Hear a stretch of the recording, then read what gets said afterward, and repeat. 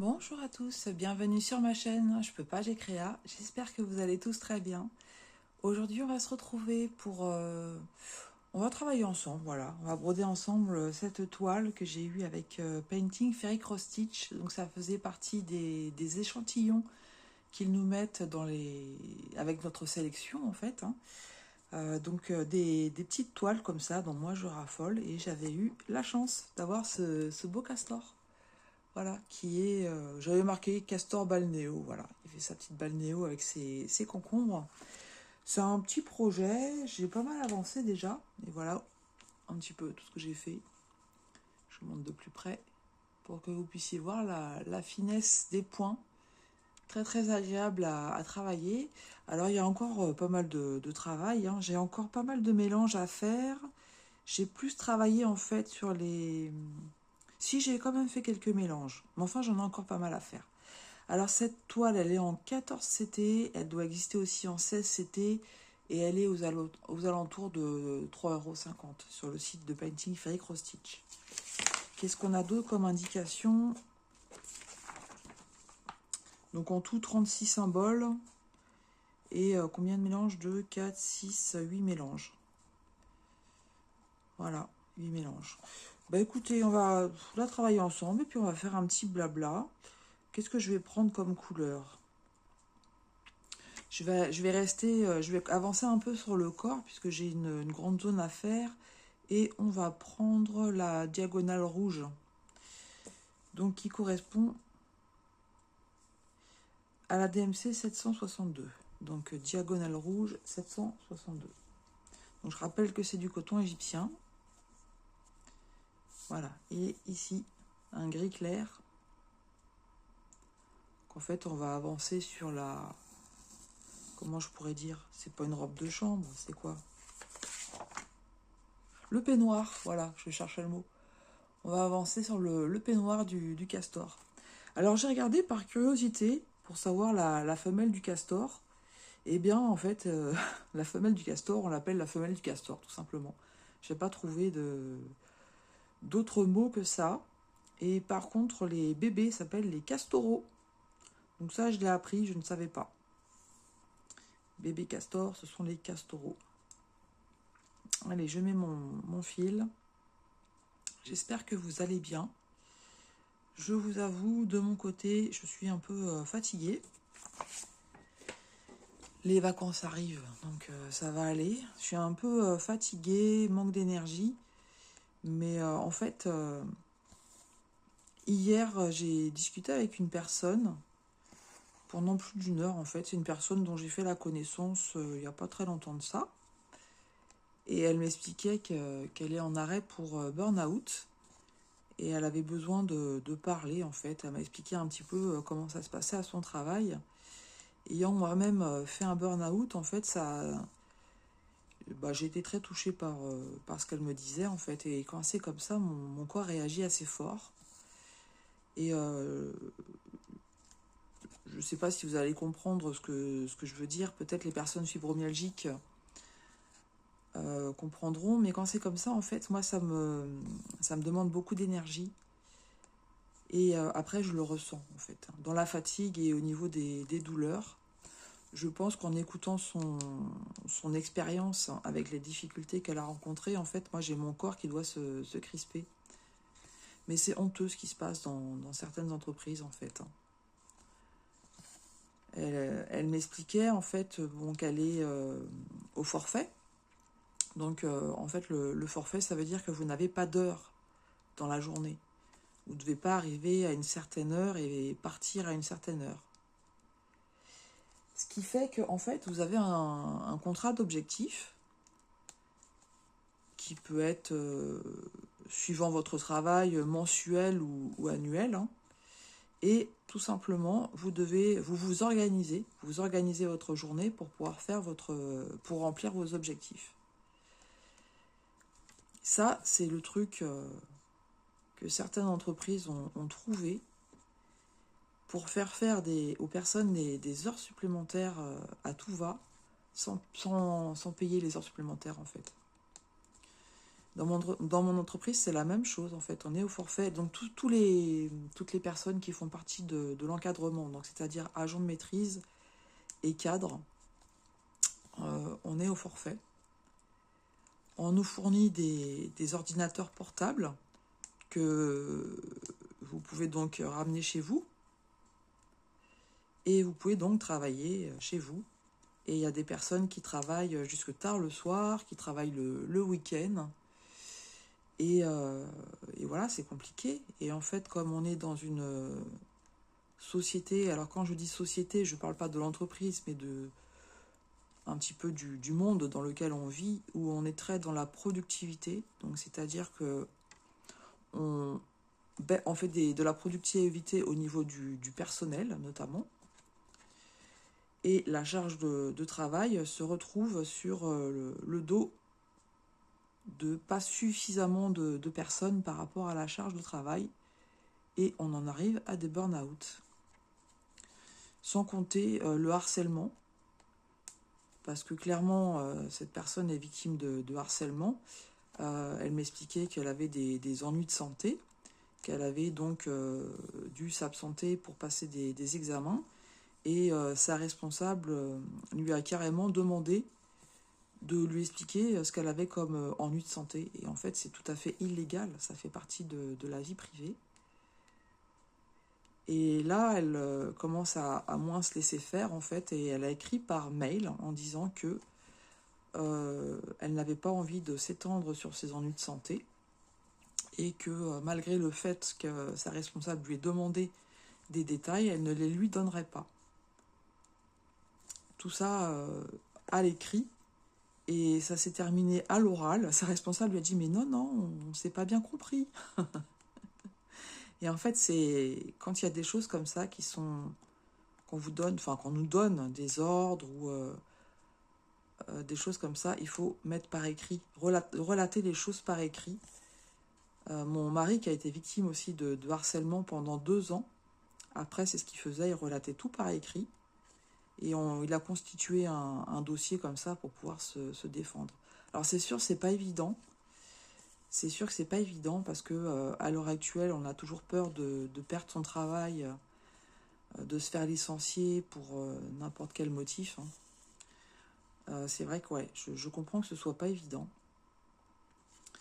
Mais quand on vous demande de travailler jusqu'à pas d'heure, parce que quand vous vous apprêtez à partir et qu'on vous dit « Ah non, il y a une urgence » et puis que vous restez jusqu'à 23h le soir,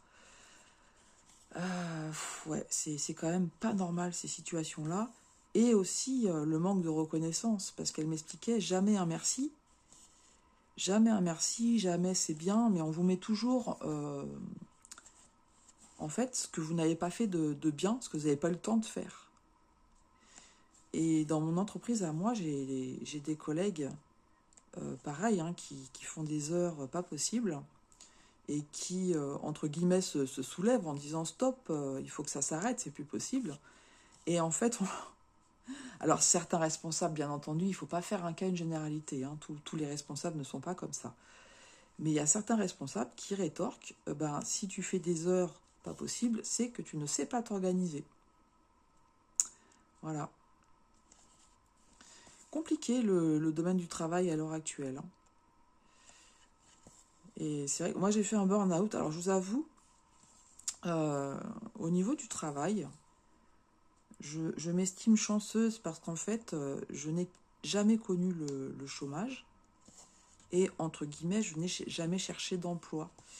Je vous explique, j'avais déjà dû en parler, mais comme il y a des nouvelles personnes qui sont arrivées sur la chaîne, en fait, j'ai fait un BTS compta-gestion en alternance. Tout simplement, bah voilà, arrivé à... J'ai eu mon bac à 17 ans. Voilà, donc j'allais bon, tout simplement, ça se passait pas bien avec mes parents, hein, comme souvent à l'adolescence, on va dire. Ma sœur, qui est plus âgée que moi, avait terminé ses études, elle avait un travail, et en fait, toutes les deux, on cherchait un logement.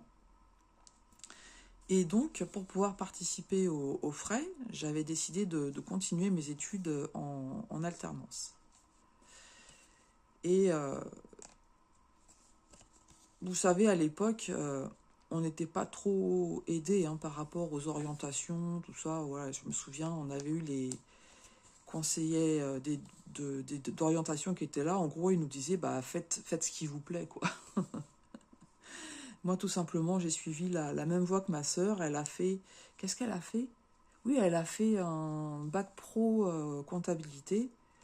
Et donc, moi, je m'étais orientée aussi. À l'époque, c'était bac G2, comptabilité. Donc, c'était absolument pas par vocation. C'est parce que je savais pas trop quoi faire. Je voulais pas faire des études longues.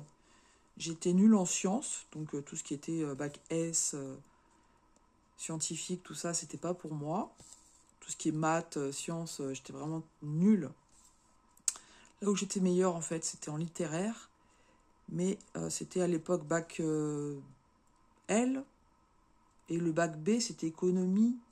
Et ça, c'est pareil, c'était pas pour moi. Donc, par défaut, je me suis orientée sur le bac G2.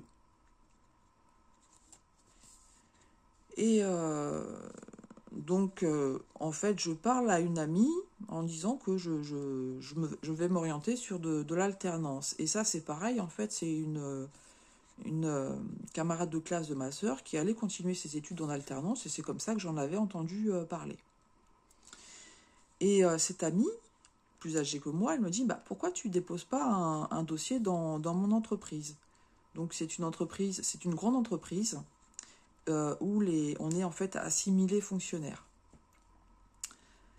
Et j'avais dit ouais, ok, donc j'avais fait un CV, une lettre de motivation un petit peu à l'arrache, et j'avais envoyé ça dans son entreprise. Et en fait, j'avais pas cherché plus que ça autre chose, en fait, je me laissais un petit peu vivre à l'époque. Et j'attendais cette réponse, et pas de réponse. Et je lui avais dit, bah écoute, laisse tomber, je vais chercher du travail, j'arrête mes études et je vais chercher du travail. Et là où j'ai eu beaucoup de chance, en fait, c'est que à son travail, à son bureau, elle a commencé à en parler à ses collègues en mode un peu râleuse, en disant, mais quand même, ils auraient pu au moins lui donner une réponse.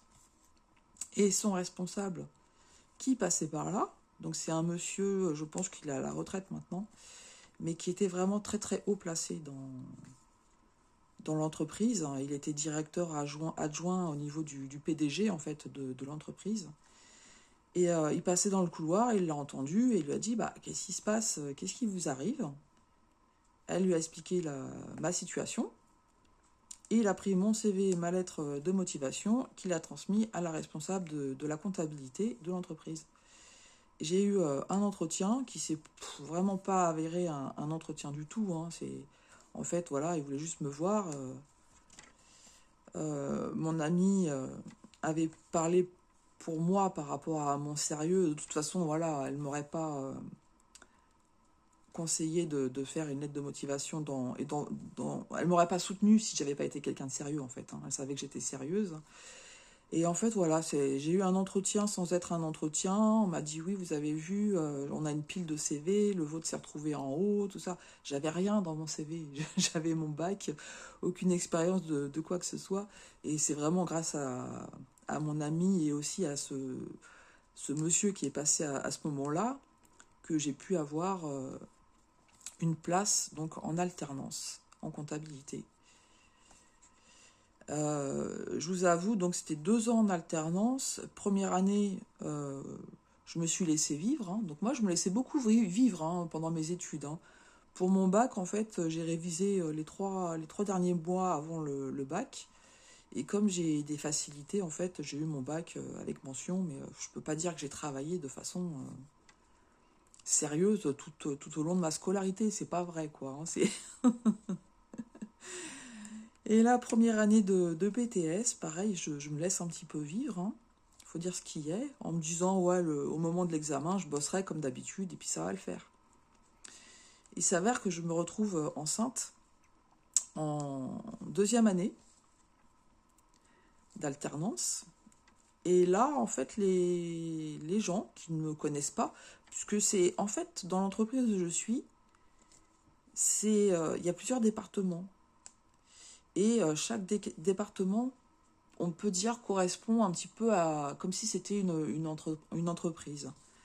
Et donc, dans chaque département, il y avait un service de comptabilité. Et moi, en fait, j'étais au service de comptabilité centrale, en fait, qui regroupait la comptabilité de chaque département. Bref, pourquoi je vous dis ça, c'est que certaines personnes qui ne me connaissaient absolument pas, quand ça s'est su que j'étais enceinte et donc étudiante en alternance, bah, ça a parlé beaucoup, hein, et ça a même été assez méchant d'ailleurs. Les gens me donnaient perdante en disant que de toute façon l'alternance c'était tellement compliqué, il n'y avait pas beaucoup de réussite, ce qui est vrai, hein, et que en plus en étant enceinte, jamais j'aurais mon diplôme. Et en fait, ces gens-là, dans leur méchanceté, ils m'ont aidé, sans le vouloir, puisque moi j'ai accouché début janvier 96, et mon contrat d'alternance s'arrêtait en août 96. Et j'ai appelé ma responsable, puisque c'était pas ma responsable directe, hein, j'avais des collègues et puis un autre responsable je travaillais dans une ville, etc. Et la responsable qui chapeautait toute la comptabilité, voilà, je la voyais comme ça de temps en temps à certaines réunions. Mais je l'ai appelée et je lui ai dit, bon bah voilà, je suis maman d'un bébé, mon contrat se termine en août et j'ai besoin de savoir ce que vous comptez faire de moi pour pouvoir me retourner, en fait, hein, parce que je ne pouvais pas du jour au lendemain me retrouver sans ressources financières. Et en fait, elle m'a lancé un défi, un challenge. Elle m'a dit, si vous avez votre diplôme, je retiens votre candidature pour un poste. Et là, je peux vous assurer que l'électrochoc, il a été là. Parce que comme je vous dis, c'est une entreprise où je m'estime personnellement bien payée. C'est pas le cas de tous mes collègues, hein. Certains estiment qu'ils sont pas bien payés. Moi, je m'estime bien payée. J'ai la sécurité de l'emploi. Donc c'est pour ça que je vous dis que voilà, quand ça se passe pas bien dans une entreprise, quitter son emploi, voilà, ou faire face à son responsable, ça peut être compliqué. Moi, j'ai cette chance d'avoir la sécurité de l'emploi.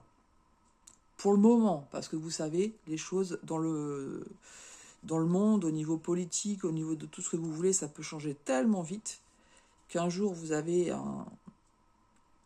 comment je pourrais dire ça, un avantage, et puis le lendemain vous le perdez. Mais je pense honnêtement que je fais partie des derniers recrutés dans cette entreprise qui ont la sécurité de l'emploi. Puisque maintenant, tous les nouveaux, en fait, qui ont été recrutés depuis l'année 2000, ne sont plus sous le même statut, en fait, hein. Et d'ailleurs, de temps en temps, il y a des licenciements. Et donc, du coup, voilà, elle me fait ce défi. Je vais changer de couleur. On va prendre toujours, on va rester sur la diagonale. On va faire le bleu maintenant. Donc, le bleu. Bah, ça va être un gris un petit peu plus foncé. C'est le 415. Donc, forcément, quand moi j'entends ça, je peux vous assurer que la motivation, elle est arrivée, mais à fond. Et là aussi, je peux remercier mes parents, puisque, comment dire, ma mère ne travaillant pas, pendant mon congé maternité, en fait, elle s'est occupée de mon fils, de mon bébé, et j'ai pu travailler mes cours à fond. Donc, à 8 heures le matin, en fait, j'ai bossé. Je peux vous assurer, j'ai bossé comme une malade. J'ai acheté tout ce qui était... ça s'appelait les annales, je crois, pour BTS. Donc, tous les examens passés.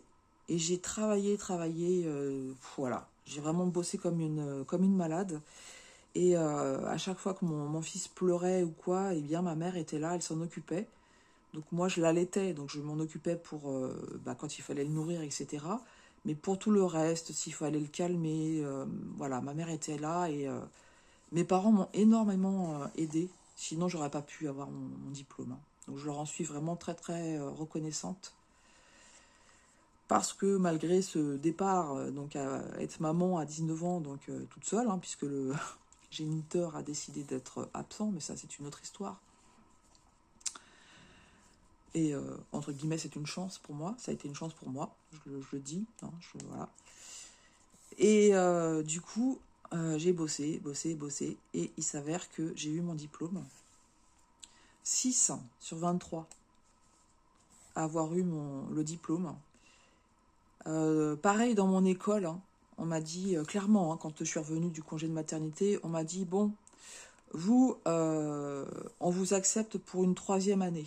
On le fait pas pour tout le monde, mais vous, en fait, j'étais pas une fille à problème, hein, je bossais pas, mais j'étais pas quelqu'un qui mettait un peu le bazar, tout ça. Donc, ils m'ont dit, mais franchement, tout le monde me donnait perdante, pardon. J'ai eu mon diplôme, et je peux vous assurer que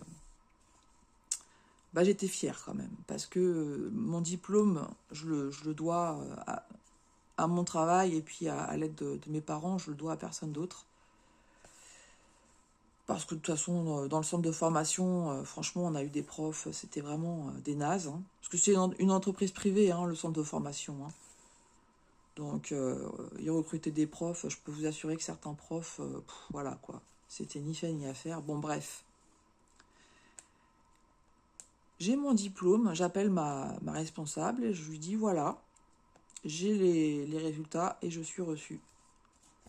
Et elle m'a dit, ok, félicitations. Elle m'a dit que dès que j'ai un poste qui se libère, je vous contacte. Et elle a tenu parole, en fait. Elle a tenu parole. Donc, en fait, mon contrat se terminait en fin août. Mais sachant qu'en août, je prenais mes vacances.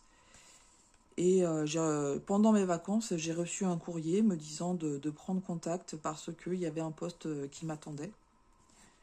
Et en fait, dans le bureau même où j'étais, il s'avère que j'ai une collègue, son mari travaillait, j'imagine, hein, parce que ça date, pour l'ambassade. Et il devait partir pour 3 ans dans un pays africain. Et du coup, j'ai remplacé cette collègue. Et j'ai été embauchée au bout des 3 ans. Donc, après, les contrats que j'ai eus, je vous avoue, c'était ni fait ni à faire. Hein. C'était ni fait ni à faire. À un moment donné, ils ont voulu m'embaucher et puis finalement, ils ont embauché quelqu'un d'autre à ma place. Et ils m'ont fait un nouveau contrat en CDD avec une date de début, mais pas de date de fin en fait, ce qui est tout à fait illégal. Bref, mais enfin, ils m'ont embauché hein, au bout de 5 ans, c'est-à-dire 2 ans d'alternance et 3 ans de CDD. Donc, en fait, je n'ai jamais connu le chômage et la recherche d'emploi. Donc, j'ai rencontré beaucoup d'épreuves dans la vie, mais pas celle-ci. Ça n'empêche que j'ai fait un burn-out parce que on est dans une entreprise en fait où il y a des restructurations très régulièrement, tous les 2-3 ans. Et comme je vous ai dit, vous pouvez faire aussi des mobilités en interne. Donc moi au début en fait j'ai suivi de restructuration en restructuration, j'ai changé de responsable, j'ai été responsable de bureau à un moment donné aussi. À un moment donné je gérais comment dire, donc toujours au niveau gestion, mais c'était au niveau des fournisseurs. Et je m'occupais en fait des fournisseurs qui avaient des litiges juridiques. Donc j'étais en contact avec des avocats. Je gérais, vous savez, tout ce qui est liquidation judiciaire, les avis à tiers détenteurs, donc quand les fournisseurs ont des soucis avec les impôts. Et en fait, du coup, au lieu de payer le fournisseur, je payais les créanciers, en fait, suivant les instructions que le liquidateur judiciaire ou autre me donnait. Et puis aussi, il n'y avait pas que ça, c'est que je gérais aussi tout ce qui est... je ne sais plus comment ça s'appelait, mais parfois, pour avoir des avances de fonds, le fournisseur, il cédait sa créance à une banque. Et donc après, du coup, nous, on devait payer la banque. Donc je gérais ce genre de choses. Et ensuite, on m'a proposé un poste de responsable de bureau, donc pour gérer un portefeuille de fournisseurs. Donc là, en fait, j'ai chapeauté une équipe de 7 personnes. Donc j'ai été responsable de bureau pendant 3 ans. Ça a été une très bonne expérience, qui n'a pas été facile. Hein. C'est pas facile de faire du management. Mais je regrette pas du tout cette expérience, mais je regrette la finalité, en fait. Parce que j'ai vu un petit peu l'envers du décor quand vous êtes responsable, et comment, en fait, un peu plus haut, on traite les employés. Donc j'ai vu des choses et entendu des choses qui sont tout à fait inadmissibles. Et c'est pour ça que je sais que parfois, certains des responsables ne sont vraiment pas humains, en fait. Hein. Euh, Voire même méchants. Et au niveau de la reconnaissance du travail, c'est pareil. Hein. J'ai vu et entendu des choses, mais horribles, quoi.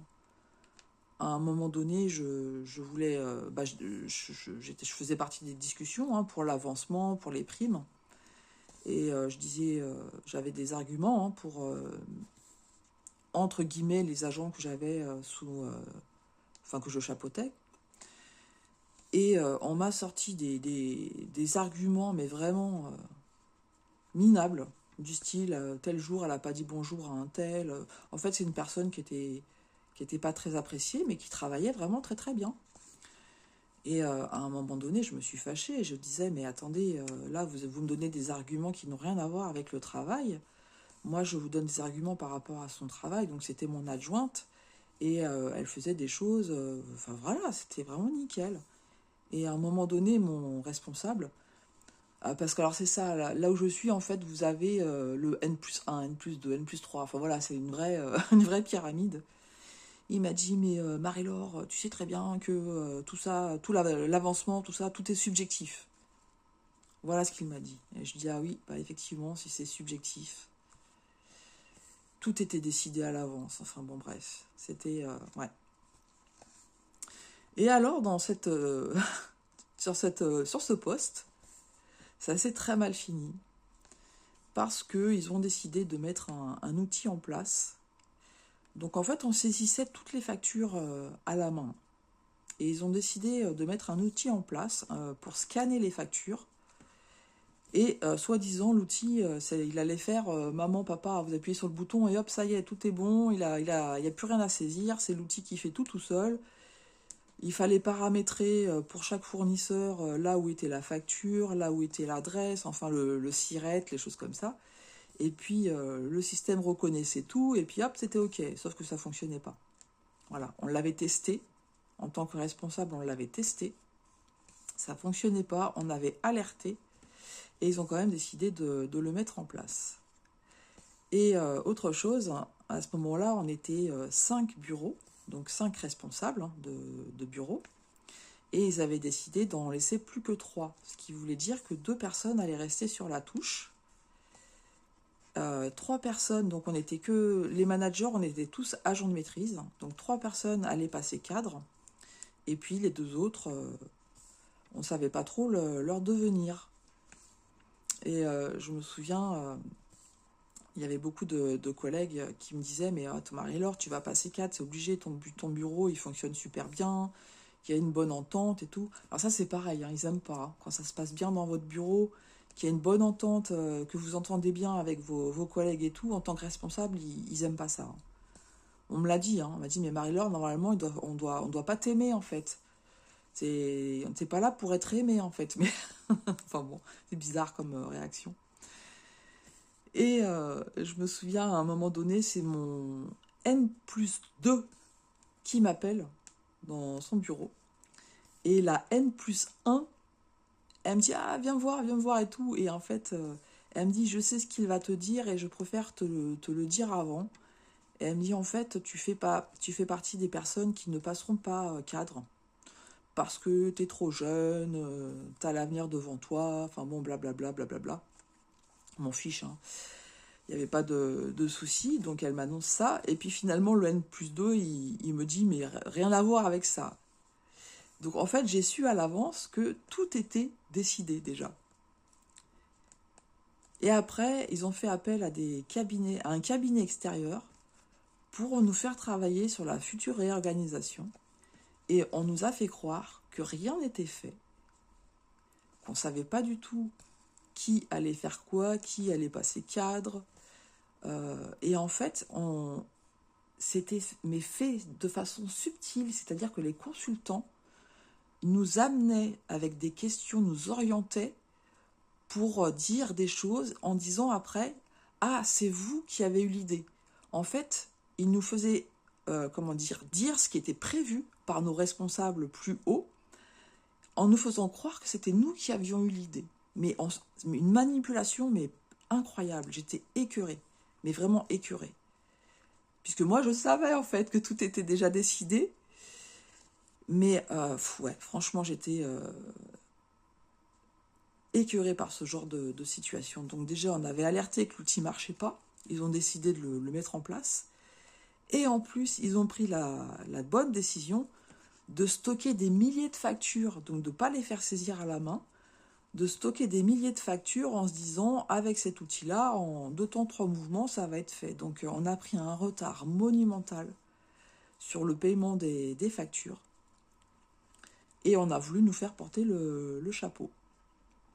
Et en fait, pour vous dire, moi je me suis retrouvée donc adjointe d'une personne qui revenait de 3 ans de congé maternité, qui n'avait jamais fait de management et qui se retrouvait donc dans une nouvelle organisation avec un outil qui ne fonctionnait pas et à faire du management comme qu'elle n'avait jamais fait. Et j'étais son adjointe. Et à l'époque, pour tout vous dire, j'ai fait une forte... j'étais en forte dépression. Voilà, donc forte dépression, je le dis, je le cache pas. En fait, j'arrivais vers mes 30 ans et j'étais toute seule avec mon fils qui avait 11 ans. Et en fait, voilà, je voulais fonder une famille. Je voulais me marier. Et en fait, je n'attirais que les hommes mariés, en fait. Hein, les hommes mariés qui venaient me voir en disant « Tu comprends, ma femme, elle est malade, je ne peux pas la quitter. » Enfin bon, bref, je vous passe les détails. J'attirais les hommes mariés et en fait, j'ai un de mes collègues de bureau qui me faisait des avances, en fait, constamment. Et comment dire, je me suis retrouvée donc en dépression parce que du coup, je supportais plus le fait d'être toute seule avec mon fils. Et je supportais plus, en fait, ces avances de personnes mariées, en fait, puisque on ne construit rien avec une personne qui est mariée. Et puis, je suis pas quelqu'un qui va briser un couple, en fait. Je ne fais pas aux autres que tu n'as pas envie qu'on te fasse à toi. Bref, et j'avais signalé, quand ils m'ont dit que j'allais être adjointe de cette personne-là, je leur avais dit, attention, je ne suis pas bien, ça va être compliqué pour moi de former quelqu'un... et j'étais normalement adjointe technique, c'est-à-dire que je ne devais pas faire de management, juste l'aider elle et être là en technique par rapport au nouvel outil. Sauf que elle, au vu de la situation, ils lui ont pas fait de cadeau, hein, forcément, hein, donc elle s'est plantée aussi, hein, la pauvre. Hein.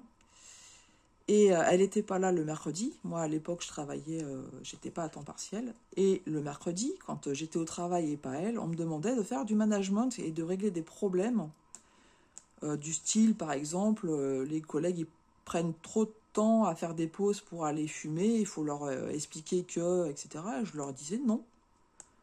Je leur disais, vous allez voir avec la responsable qui sera là demain, vous lui dites ce que vous venez de me dire et c'est elle qui va gérer ça. J'ai dit, moi, c'est pas parce qu'elle n'est pas là le mercredi, elle peut le gérer quand elle est là. Moi, je suis là en adjoint technique. Et en fait, toute la journée, c'était Marie-Laure, Marie-Laure, Marie-Laure ceci, Marie-Laure cela. Et ça a été assez compliqué pour moi, hein, puisque comme je vous dis, j'étais en forte dépression, que je refusais de soigner au vu de la cause. Parce que j'avais honte, en fait. Hein. Je ne me voyais pas aller voir un médecin en disant « je suis en dépression ». Parce que je suis toute seule, parce que je souffre de solitude. Et je me disais, il y a des gens qui ont des problèmes autrement plus graves que ça. Et je ne me voyais pas aller voir un médecin pour ça. Mais j'étais en forte dépression dans le sens où j'ai pas eu un jour d'arrêt. Hein, j'allais travailler. Mais dès que je sortais du travail, je pleurais. Je passais je passais ma vie à pleurer. Je rentrais chez moi, j'allais me coucher. Je mettais un truc au micro-ondes pour mon fils, Le pauvre, c'est pareil, il a vécu un truc, ça a duré 8 mois. Hein. Du moins 3 mois pendant lesquels je me suis pas soignée. 3 mois pendant lesquels je me suis pas soignée, jusqu'au jour où ma mère, de force, elle m'a dit où tu vas voir un médecin, où je t'emmène de force. Et bon, bah là, j'y suis allée. Et j'ai pris des antidépresseurs et du coup, ça allait mieux. Bon, je sais pas pourquoi je vous parle de tout ça, en fait. C'est parti comme ça, du burn-out de cette personne. Je vous raconte ma life. Bon, on continue, hein, de toute façon. On va continuer. Allez, diagonale, j'ai fait quoi? J'ai fait rouge, j'ai fait bleu, on va faire du vert. On va faire du vert, donc diagonale verte, bah, c'est du blanc. Et, ce qui s'est... Donc oui, j'avais spécifié que ça allait être compliqué pour moi, et effectivement, ça a été très compliqué. Et jusqu'au jour où un collègue de bureau, qui voulait ma place d'adjoint, parce que c'est un peu ça, hein, les jalousies, les machins, il me dit, ah Marie-Laure, il y a eu une réunion avec tous les responsables, ils sont absolument pas contents de ton travail, ils sont pas satisfaits, si le bureau fonctionne pas, c'est de ta faute. Ah, je fais ok. Moi, je suis gentille, hein, je suis quelqu'un de très gentil, mais des choses comme ça, quand ça va trop loin, en fait, bah, en fait, je me laisse pas faire. Et comme je ne suis pas carriériste, pour un sou,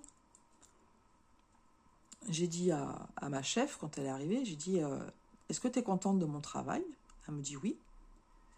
Je lui dis, quand tu as besoin de moi, etc., est-ce que je suis présente? Elle me dit oui. Je lui dis, par rapport aux autres collègues, comment ça se passe? Est-ce que tu trouves que je suis bien en adjoint technique, etc. Elle me fait, bah oui, pourquoi tu me poses toutes ces questions-là? J'ai rien à te reprocher, tout ça. Je suis ok. Bah, j'ai dit, tu viens avec moi, on va voir le responsable au-dessus. Donc nous y sommes allés. Alors bien entendu, ma chef, elle comprenait rien de ce qui se passait. Hein.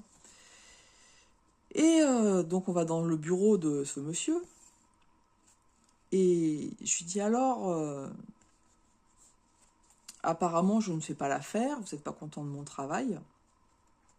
J'avais bien spécifié à mon collègue qui m'a rapporté ces propos-là. Je lui ai dit, t'as intérêt à être sûr de toi parce que je ne vais pas laisser les choses là. Il m'a dit oui, ça m'a été rapporté, tout ça.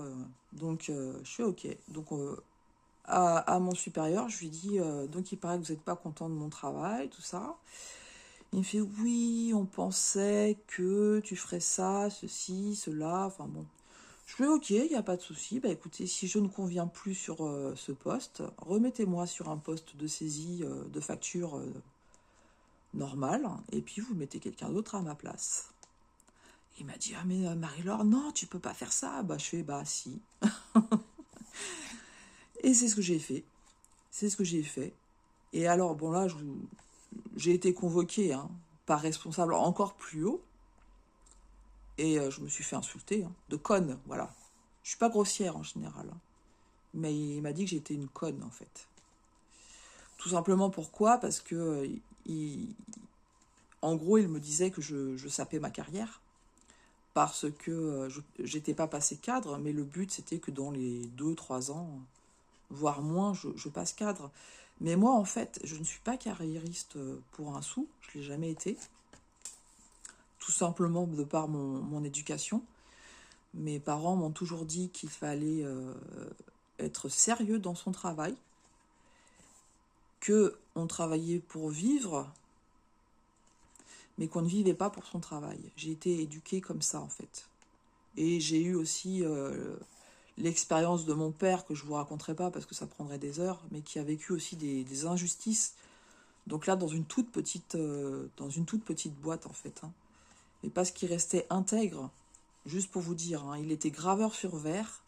Il y en avait 2 en France, hein, de graveurs sur verre.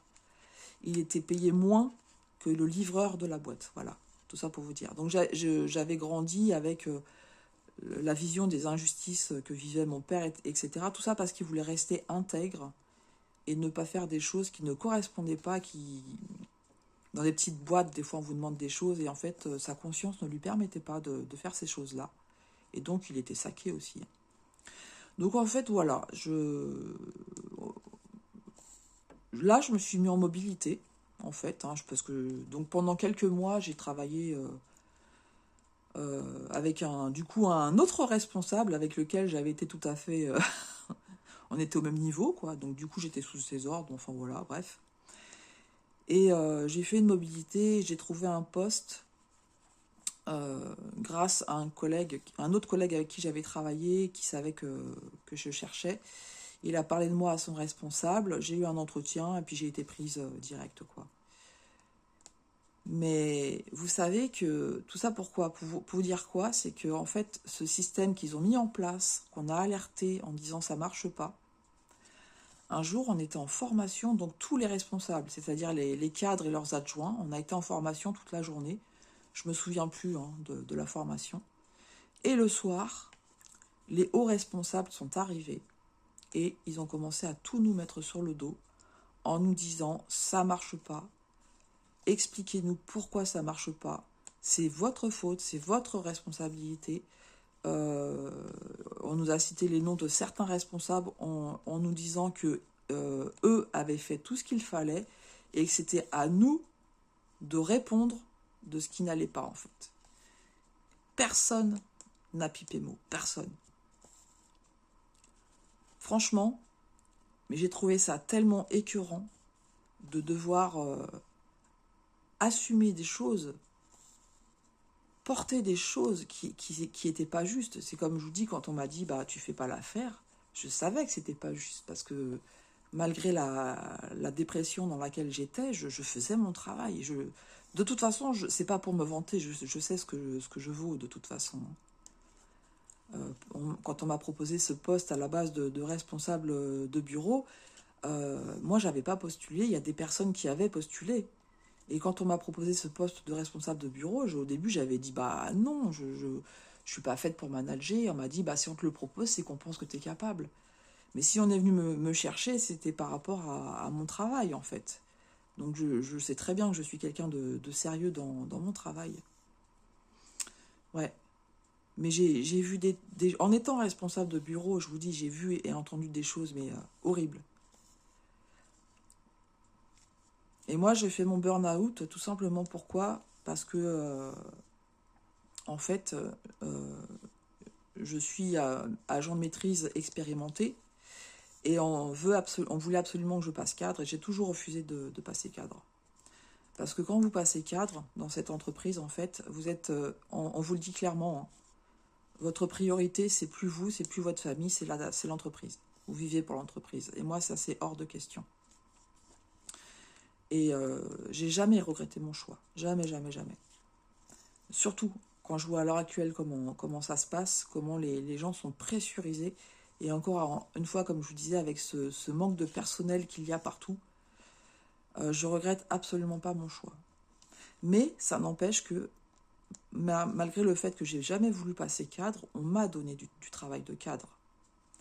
Malgré une mauvaise santé, on m'a donné du travail de cadre. Et en fait, c'était très compliqué parce que il fallait que je gère ma santé. Donc à l'époque, je ne faisais pas de la fibromyalgie, hein, j'avais des maux de tête au quotidien, plus ou moins forts, donc avec une intensité que je pouvais gérer sans problème. Et ou alors bah, la bonne migraine, ou ceux qui sont migraineux, ils sauront que bah, vous pouvez rien faire en fait. Hein. Je ne vais pas parler de mon parcours de migraineux, hein, parce que j'ai mis 13 ans à trouver une solution à ça. Mais à l'époque, ouais, j'avais ces maux de tête au quotidien, donc ils me fatiguaient énormément. On n'était que deux à gérer le travail. On faisait des revues de projets d'investissement. On était surchargé de projets d'investissement. On ne pouvait rien anticiper. Les chefs de projet, bah, vous savez, quand vous alliez les voir pour leur demander des comptes sur le financier, eh bien, c'est comme si vous preniez pour la police, en fait. Donc, ils vous cachaient les informations. Quand vous demandiez s'il y avait des risques sur les projets pour les prendre en compte financièrement, on nous disait bah non, non, tout va bien, tout ça. Et après, quand on arrivait en réunion devant les hauts responsables et qu'on découvrait, parce que les responsables posaient des risques, mais là, en fait, les chefs de projet, forcément, ils disaient la vérité, puisqu'il y avait des choses qui se savaient. Et alors, ça a été pris en compte financièrement. Donc, vous êtes en séance, comme ça, devant tous les responsables. Ben, non. Donc, Ou alors les chiffres qui changeaient juste avant la réunion, le chef de projet, ah bah non, finalement, ça, faut pas le dire, faut que tu changes tel chiffre et tout. Enfin bon, un stress pas possible, la charge de travail pas possible. Ma responsable de l'époque qui me voulait que je fasse de la formation, enfin plein de trucs et tout, et j'ai fini en burn-out, voilà. Et c'est à ce moment-là que j'ai déclenché la fibromyalgie. Et j'ai vécu aussi des choses dures par rapport à ma responsable à l'époque, qui après a reconnu certaines choses, parce qu'elle a vécu aussi une restructuration où elle ziotait un poste qu'elle n'a pas eu, mais on lui a fait travailler dessus. Et c'est quelqu'un d'autre qui a eu sa place, et elle s'est rendue compte que ça pouvait... bah, quand ça nous arrive à nous, c'est... On comprend pas ce qui se passe, voilà. Mais ouais. Mais j'ai donné, en fait, j'ai donné ma santé à mon travail. J'ai donné ma santé à mon travail. Ouais. La fibromyalgie, ça se soigne pas. À l'époque, avant de comprendre que j'étais en burn-out, il s'est passé du temps, j'ai déclenché des angoisses obsessionnelles par rapport à ma santé, parce qu'en fait, je gérais mes maux de tête au quotidien, et j'ai commencé à avoir des douleurs un peu partout, des tensions, enfin des douleurs dans le dos, mon dos qui se bloquait. J'allais voir un chiropracteur tous les 4 matins, qui essayait vainement de me faire comprendre que, en gros, il fallait que j'aille consulter, parce qu'en gros, elle voyait bien que c'était pas normal que je me bloque tous les 4 matins, et elle comprenait que psychologiquement, il y avait quelque chose qui se passait, et sauf qu'elle me disait pas aller voir un psy. Elle essayait de me le faire comprendre, mais elle me le disait pas, et moi, je comprenais pas, en fait, ce qu'elle voulait me dire. Mais du coup, j'ai déclenché des angoisses obsessionnelles parce que j'ai commencé à avoir des douleurs autres. À un moment donné, je vous avais expliqué dans une autre vidéo, j'étais tellement bloquée du dos que ça descendait dans mon bras, et je me suis retrouvée avec ma main droite que je ne pouvais plus du tout utiliser, avec des douleurs de fou ici au niveau du poignet, que je ne souhaite à personne parce que j'ai souffert. Je peux vous assurer, j'ai souffert. Ça a été compliqué au niveau de mon couple aussi, parce qu'en fait, j'avais tellement mal dans mon dos que des douleurs pas possibles, donc je passais des nuits blanches. Mais du coup, quand mon mari était à la maison, moi j'étais allongée dans la chambre, entre guillemets à agoniser, hein. Et quand lui, il allait se coucher, en fait, j'allais me coucher dans le salon, sur le canapé, parce que je supportais pas le moindre geste qu'il faisait, ou le moindre frôlement qu'il faisait sur moi. Je supportais pas, ça me déclenchait enfin, ça me faisait très mal. Et mon mari, il avait du mal à comprendre, en fait, il pensait que je le fuyais. Enfin bon, bref, ça même, voilà, on a causé quelques problèmes aussi d'incompréhension.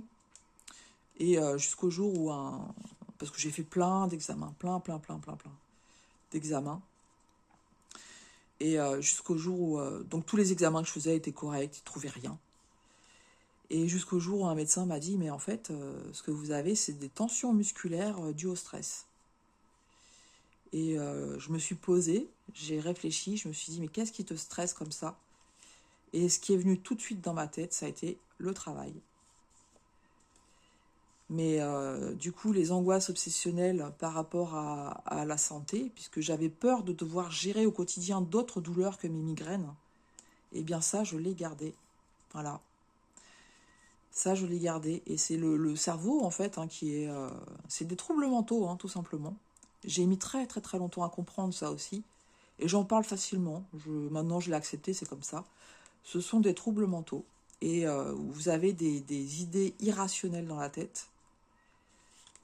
Quand je suis un peu stressée, contrariée, que je sens que mon dos me fait mal, etc. En fait, j'ai ces idées irrationnelles qui arrivent, où je me dis, je vais me bloquer, je vais me bloquer.